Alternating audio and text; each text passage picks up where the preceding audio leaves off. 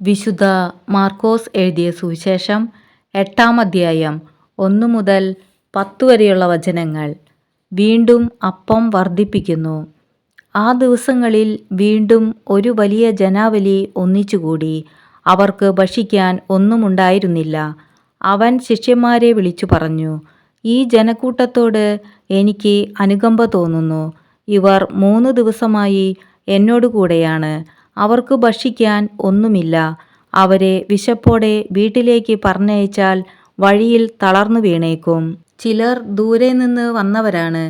ശിഷ്യന്മാർ അവനോട് ചോദിച്ചു, ഈ വിജനസ്ഥലത്ത് ഇവർക്കെല്ലാം അപ്പം കൊടുക്കുന്നതെങ്ങനെ? അവൻ ചോദിച്ചു, നിങ്ങളുടെ പക്കൽ എത്ര അപ്പമുണ്ട്? 7 എന്ന് അവർ പറഞ്ഞു. അവൻ ജനക്കൂട്ടത്തോട് നിലത്തിരിക്കാൻ ആജ്ഞാപിച്ചു. പിന്നീട് അവൻ ആ 7 അപ്പം എടുത്ത് കൃതജ്ഞതാ സ്തോത്രം ചെയ്ത് മുറിച്ച് ജനങ്ങൾക്ക് വിളമ്പാൻ ശിഷ്യന്മാരെ ഏൽപ്പിച്ചു. അവർ അത് ജനങ്ങൾക്ക് വിളമ്പി. കുറെ ചെറിയ മത്സ്യങ്ങളും അവരുടെ പക്കലുണ്ടായിരുന്നു.